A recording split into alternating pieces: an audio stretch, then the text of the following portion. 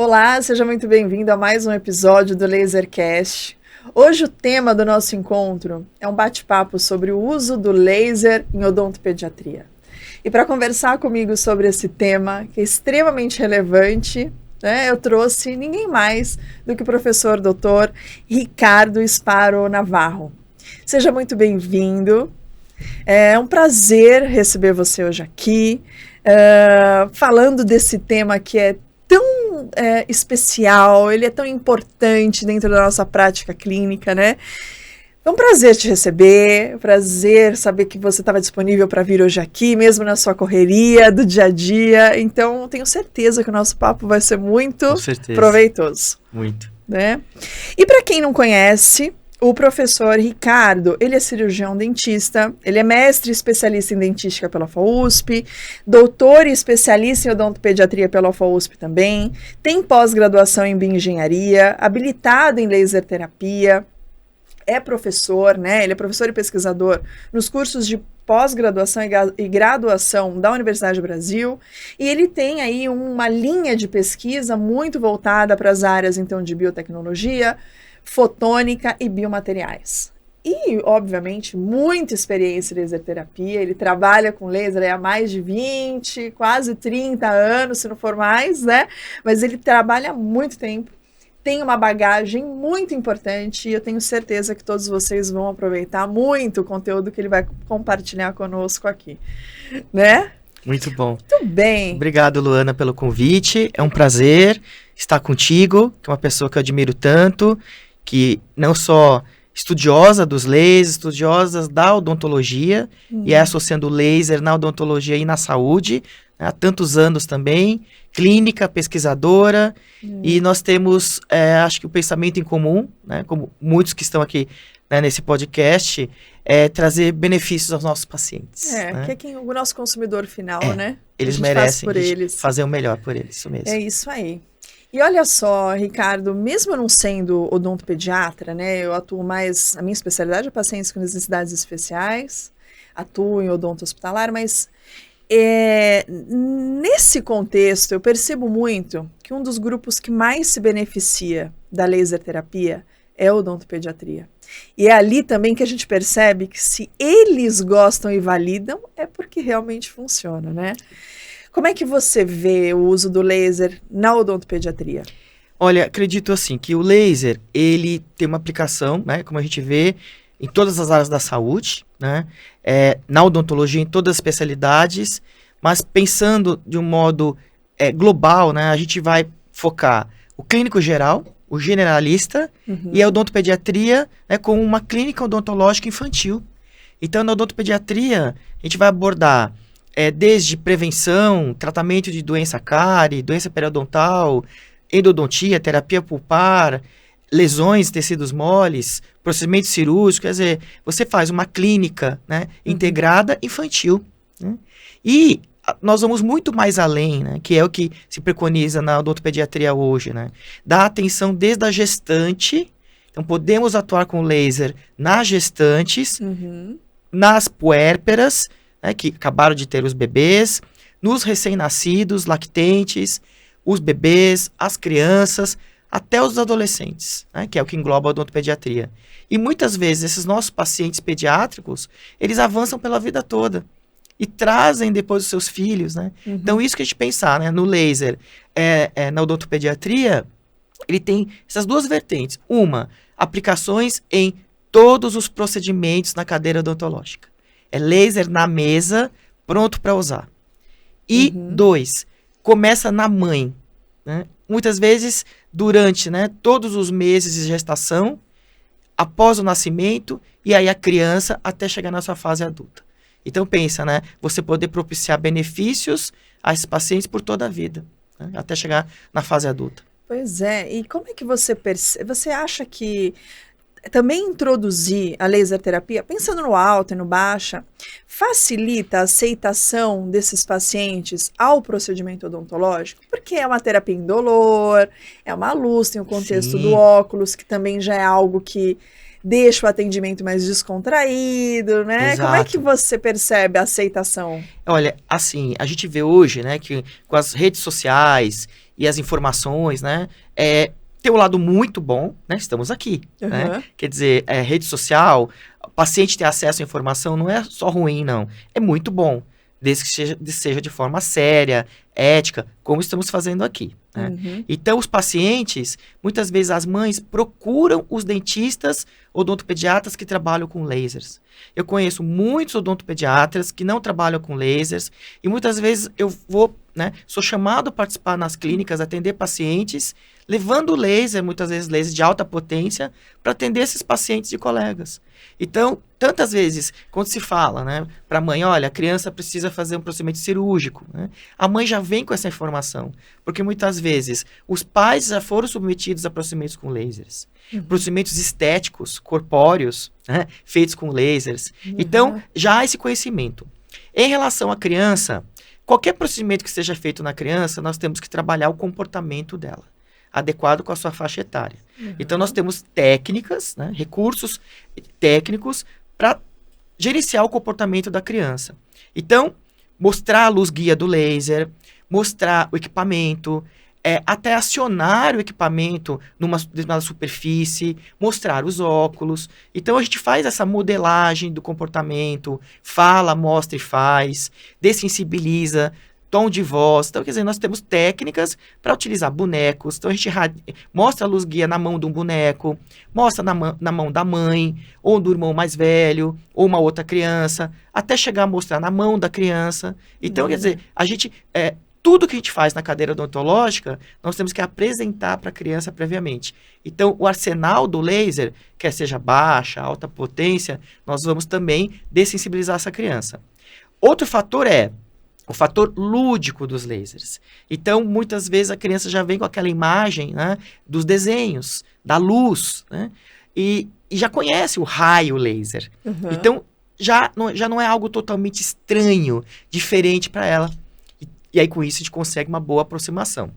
Mas, sempre nós temos que trabalhar o comportamento, né, em relação até a cheiros. Então, a vaporização de um tecido, e se o sugador, a bomba a vácuo não está ali, né, aspirando adequadamente, né? Ou, por exemplo, lasers de hérbio que você tem explosão de dentina e de esmalte, né? Ablação, aquele barulho da explosão pode assustar, né? É algo diferente, né? Sim. Então, não é o barulho da alta rotação, mas é um Mas barulho. É um barulho, né? Então, quer dizer, tudo que a gente tem que prever, né? Tudo que eu vou fazer, trabalhar antes o comportamento da criança. Mas, de modo geral, a aceitação é muito boa. Muitas vezes, em relação à anestesia, né? A gente lembra, né, que, por exemplo, quando os lasers de hérbio foram aprovados, né, pela FDA nos Estados Unidos, em 1998.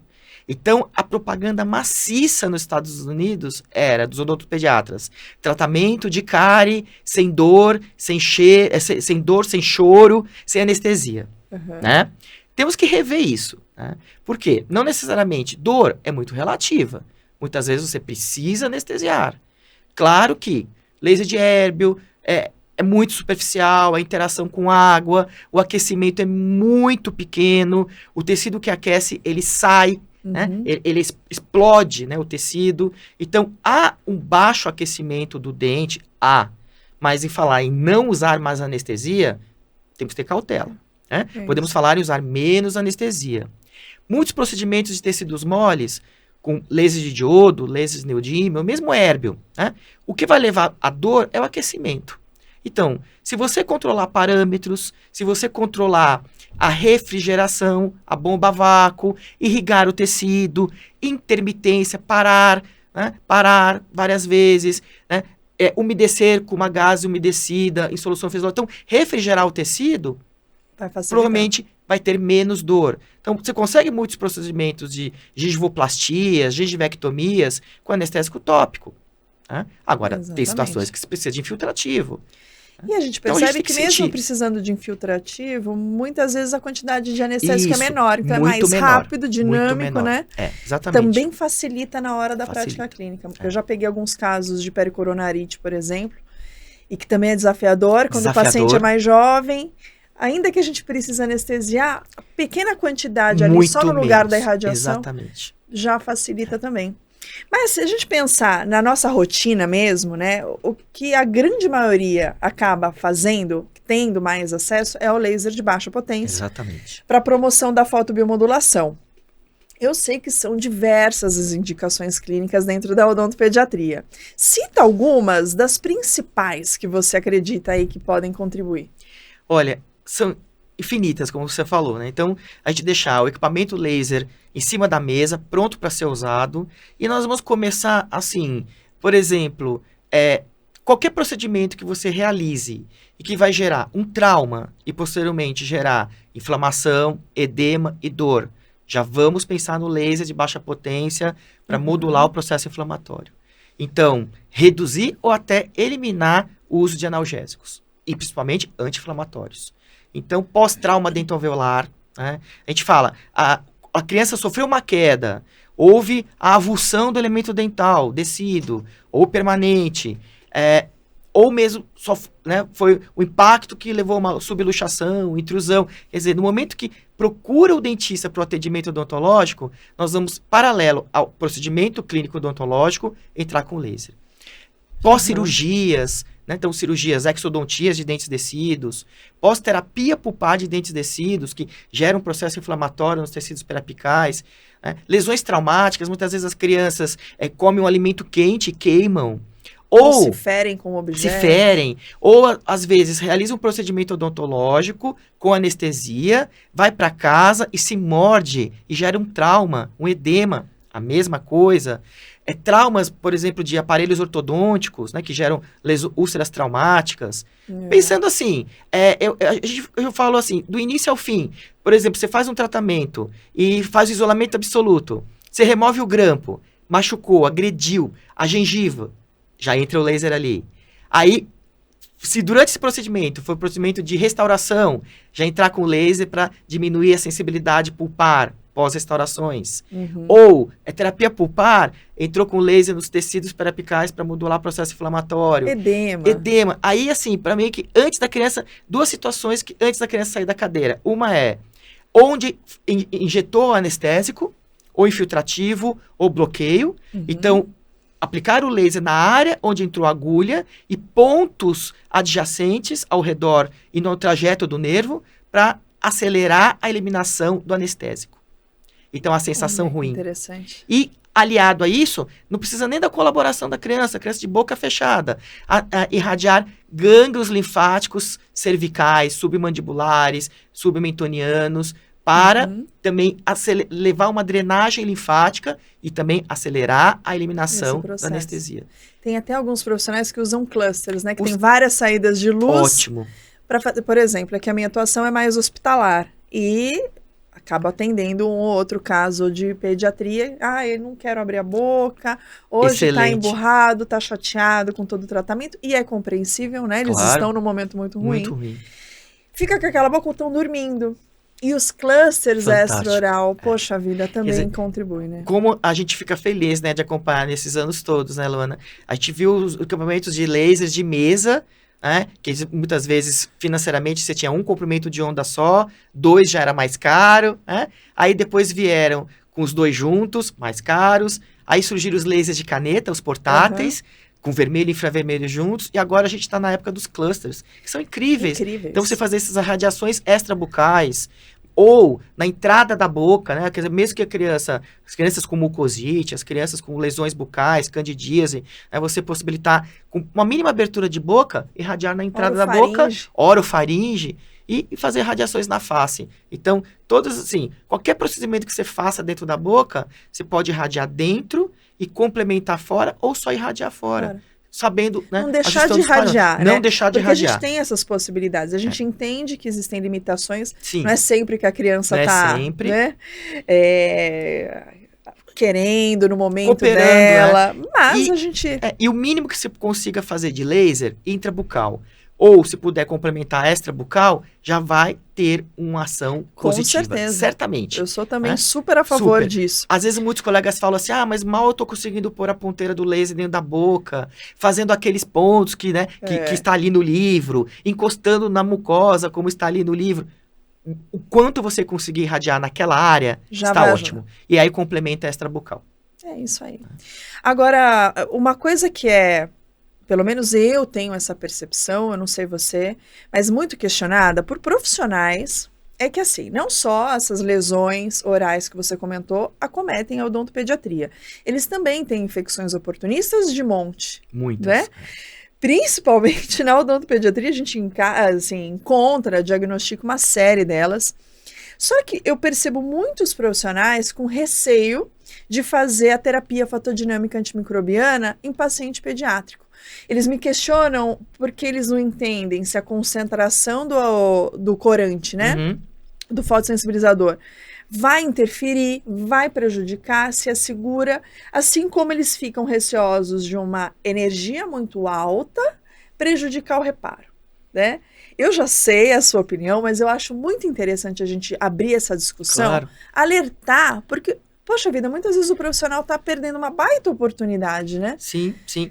Vamos até voltar um pouco e pensar mais global, né? Não só PDT, muitos profissionais, né, têm receio de usar o laser em gestantes, ou usar o laser em puérperas, ou nos bebês, né? Bebês, muitas vezes, com semanas de vida, né? Então, primeira coisa a pensar, né? Nós estamos trabalhando com radiações não ionizantes. Então, a partir daí, estamos trabalhando com radiações que são aplicadas no tecido, uma vez absorvidas, geram um efeito tecidual térmico, laser de alta potência, ou não térmico, laser de baixa potência, e elas são consumidas no processo de modular a célula. Diferente de radiação ionizante, que é o grande medo das pessoas, né? Que são radiações que ficam acumuladas nos tecidos, que são absorvidas pelo DNA e o RNA, que conseguem mudar a estrutura DNA e RNA, e a partir daí pensar em mutações e cânceres. Então, a primeira questão é a segurança de usar lasers não ionizantes. Segundo, nós seguimos todas as normas de segurança, principalmente o uso de óculos de proteção, nas mães, nos bebês, né? Então, nós temos óculos até menores, apropriado para trabalhar em crianças pequenas. Terceiro, nós também temos que ter domínio dos parâmetros. Então, a gente já tem que conhecer os parâmetros de baixa e de alta potência que são seguros e efetivos.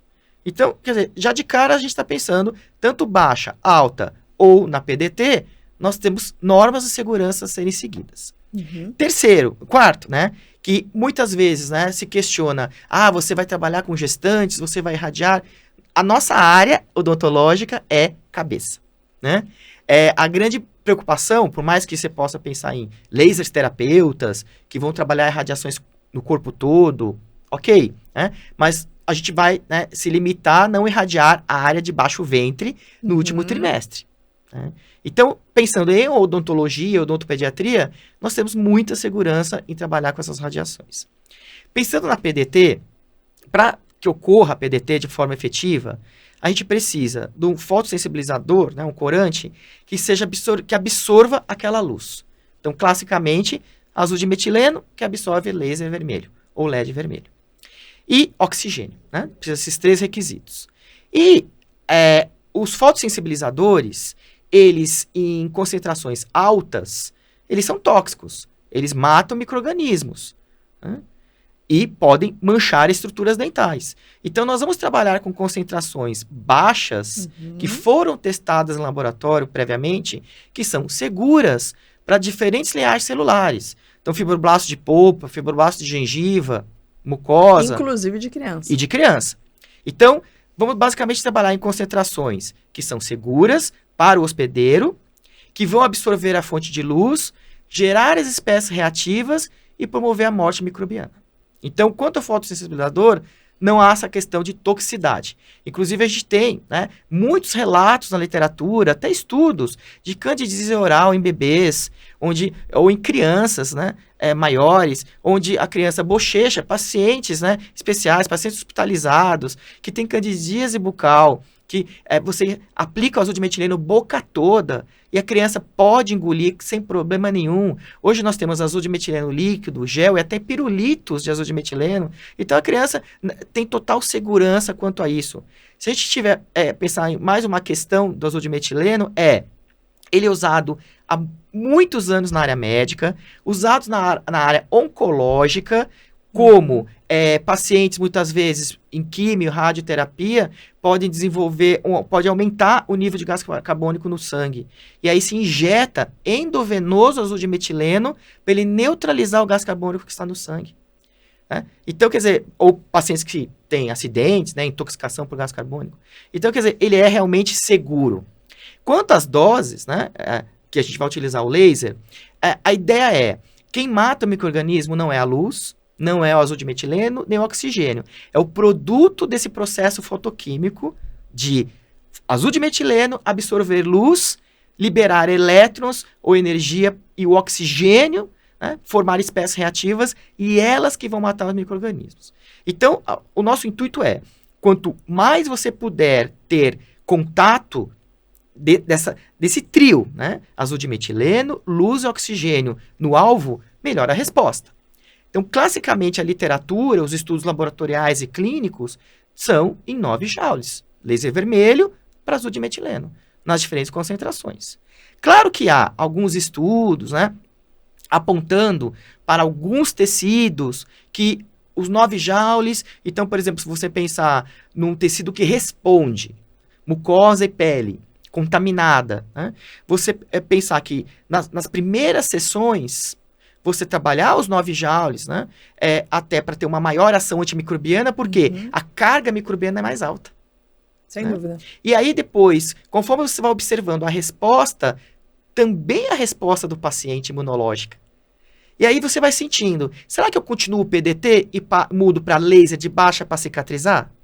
Ou não, será que ainda tem vírus aqui, ou ainda tem bactéria, tem fungo, e volto a fazer mais PDT?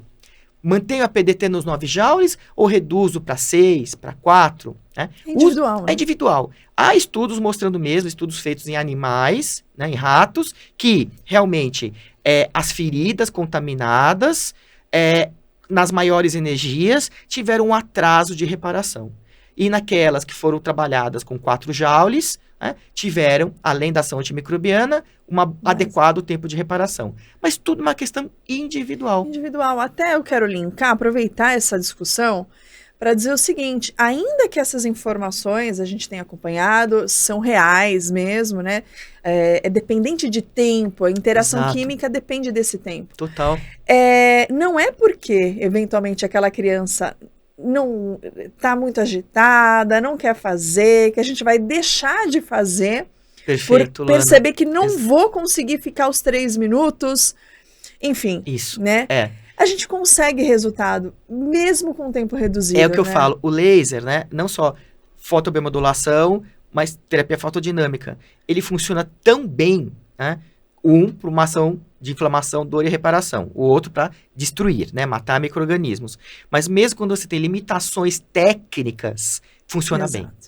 Né? Então, por exemplo, na PDT, tecnicamente, os estudos em laboratório, numa condição ideal, o azul de metileno puro, a fonte de luz irradiando toda aquela superfície, oxigênio disponível, uma sessão de PDT mata tudo, né? Praticamente tudo, né? Uma alta redução microbiana. Agora, na boca, né? No paciente infantil e adulto, né? Primeiro, né? Ele vai aguentar ficar ali esperando o tempo de pré-radiação, o fotossensibilizador interagir? Segundo, o fotossensibilizador, né, o azul de metileno, vai se misturar com sangue, com saliva, com secreções, com biofilme. Por mais que a gente tente fazer uma limpeza prévia, um isolamento relativo. Isso que eu ia falar, ele tira o algodão. Aí vou irradiar, né, tá tudo bonitinho ali, tá tudo certinho. A hora que eu vou irradiar, vem saliva. Né? Então, quer dizer, nós temos limitações técnicas. E mesmo assim, funciona. Mas vai funcionar de que forma? Nós vamos repetir a PDT mais vezes na mesma sessão, com tranquilidade.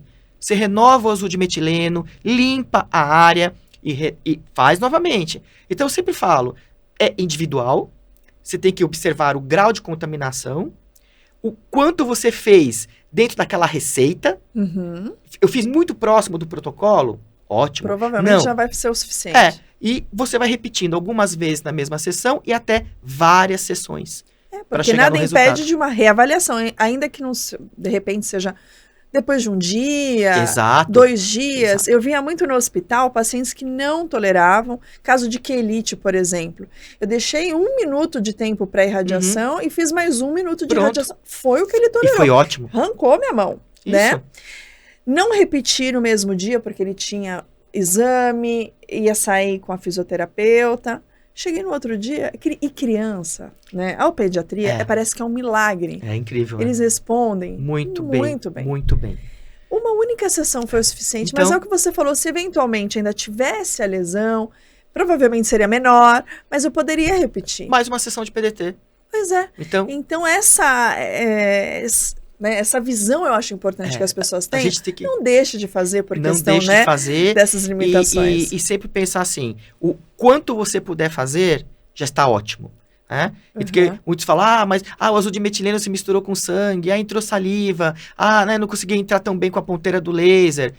O quanto você conseguir fazer foi o melhor que você fez e tenha certeza que vai ter efetividade. E repetir 24 horas após, ou dar um dia de intervalo para justamente ver a resposta imunológica. Não tem efeito colateral, não você tem, é segura, né? Não tenha medo, não tenha medo. Né? Tem Faça. pessoas que têm. Fazer na terapia pulpar, que é ainda uma área, né, que nós temos várias técnicas, né, hoje os instrumentos rotatórios na odontopediatria, várias linhas de medicações, né, mas sempre é interessante pensar, incluir esse recurso tecnológico no seu consultório. Se você tem lá o laser, você tem o azul de metileno, barato, por que não fazer PDT tanto nas biopulpectomias, nas necropulpectomias, com ou sem lesão, gengivites, e aí todas as lesões de tecidos moles, né, gengiva estomatite herpética, o resultado é incrível.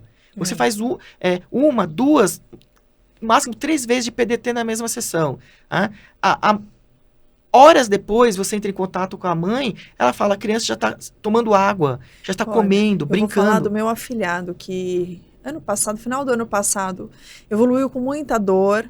Foi, se não me engano, candidíase oral, que ele acabou desenvolvendo. Bebê, né? Sim. Bebezinho, tinha um pouco mais de 1 ano.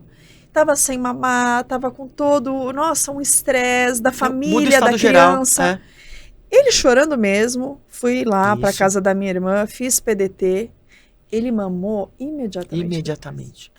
Vê o alívio da criança, da mãe, de todo o contexto familiar, você fala... Gente, é uma técnica tão simples e acessível. Tão barata e acessível, que, claro, eu também não fiquei os 9 joules, não deu, era um bebê que não parava. O quanto você fez, já funcionou. O quanto que eu fiz foi e aí, você poderia repetir mais de 1 minuto. No dia seguinte, ou dar um intervalo de um dia, repetir depois de 48 horas, e com segurança, que a PDT ela é segura para todas as faixas etárias, deve ser feita, há uma série de estudos mostrando os seus benefícios, e é um recurso que o profissional tem que, né? Quer dizer, quem tem o laser de baixa, adquire o azul de metileno e faça a PDT. Se qualifique também, que é importante entender esse contexto todo para fazer da melhor forma. E, é claro, a gente também não poderia deixar de pontuar aqui as indicações do laser de alta, né? Não vai dar tempo de falar sobre todos os protocolos, mas pontuar a maioria ou as principais indicações do alta, eu acho importante também. Então, eu queria que você falasse um pouquinho sobre isso. Eu sou, assim, muito fã de laser de alta potência, né? Trabalho, né, muito com laser de baixa, ele está do meu lado o tempo inteiro. E já os lasers de alta potência, eu acredito que o cirurgião dentista e o odontopediatra tem que abrir a cabeça e pensar né, seriamente em investir. Né? Então, dependendo da sua demanda profissional, do seu grau de possibilidade financeira, né, até comprar em dupla, em trio, né, num grupo de dentistas, como a gente tem visto, como os médicos faziam e ainda fazem até hoje, né, comprando os equipamentos em grupo. Esse laser, né, então tem a possibilidade de ser utilizado por várias especialidades, ser levado até de um consultório para outro, porque hoje os equipamentos estão menores, mais leves e possíveis de você transportar. E o que a gente vê de grande benefício dos lasers de alta potência? É a possibilidade de você realizar procedimentos minimamente invasivos, com boa visualização do campo. Se é de tecido mole, sem sangramento, não há hemácias. Então você tem uma total hemostasia daquela remoção do tecido. Ao mesmo tempo, você consegue uma descontaminação do tecido. Então, muitas vezes os profissionais pensam, né? O laser de alta é só para cirurgia, ou até chamam, né? Laser cirúrgico. Não é laser cirúrgico, né? É um laser de alta potência. E que tem muitas indicações em cirurgias. Então, nas cirurgias de freio labial, freio lingual, ulectomias, por exemplo, retenção prolongada, em segundos você faz a incisão e logo o dente rompe. Molares permanentes que tem opérculo, né? E também, né, tendo avaliação clínica, você fazer aquela gengivoplastia. Segundo, terceiro molar, já em adolescentes, né, que tem, né, todo aquele processo inflamatório, eu posso descontaminar com a PDT, mas posso descontaminar com laser de alta. E se tiver, né, depois que esse dente irromper, né, e aí você observar que precisa remover aquele tecido, aí fazer operculotomia. Pacientes ortodônticos, pacientes que fazem uso de medicações, né, respiradores bucais, hiperplasia gengival, né, quer dizer, incrível. Então, você fazer procedimentos, novamente, não vou dizer sem anestesia, mas com menos anestesia, muitas vezes somente com anestésico tópico, nas gengivoplastias, né? Você promover, por exemplo, descontaminações, né? Então, saindo do tecido mole, laser de alta potência pode ser usado em tecido duro, sim. Então, nós temos laser de Erbil, que vai interagir com a estrutura dental. Então, você pensar, acessar o tecido cariado, ou, após a remoção seletiva com curetas, fazer uma descontaminação do tecido cariado antes do selamento da cavidade, ou já, né, pensar em descontaminação de bolsas, né? Então, pacientes que tenham gengivite. Na endodontia, descontaminação intracanal. Já os lasers de diodo ou neodímio, também pensar da mesma forma, remoção seletiva do tecido cariado com curetas e trabalhar nas paredes de fundo, descontaminar o tecido cariado e, ao mesmo tempo, promover um selamento da dentina. Então, a gente fala, é um capeamento pulpar indireto usando dentina derretida e vitrificada. O melting. O melting. Com já protocolos conhecidos, seguros e efetivos, que são protocolos que também já mostram segurança já em pacientes, muitas vezes adolescentes, que têm lesão cervical não cariosa, né, muitas vezes associado a técnicas de escovação, doença do refluxo, ou até adolescentes que têm bulimia, ou, né, muito, né, falado hoje, a ingestão de bebidas ácidas, os energéticos, né, que os adolescentes estão tomando energético para assistir a aula, né? Então, quer dizer, uma série de repercussões dentárias, né, as lesões cervicais não cariosas, que podem ser tratadas com baixa potência, mas especialmente com os lasers de alta potência. Então, é muito moderno a gente pensar em aliar o que nós já temos de recursos de controle, paralisação da doença cárie, que, claro, é o dentifrício fluoretado, né, de 1000 ppm, individualizado para a faixa etária da criança, ou géis, vernizes de flúor, selantes ionoméricos, selantes resinosos. Mas por que não, antes de tratar uma superfície oclusal, tratar ela com laser? Descontaminar aquele suco e fissura com laser. Promover também a mudança estrutural do esmalte, tornando ele mais resistente aos ácidos.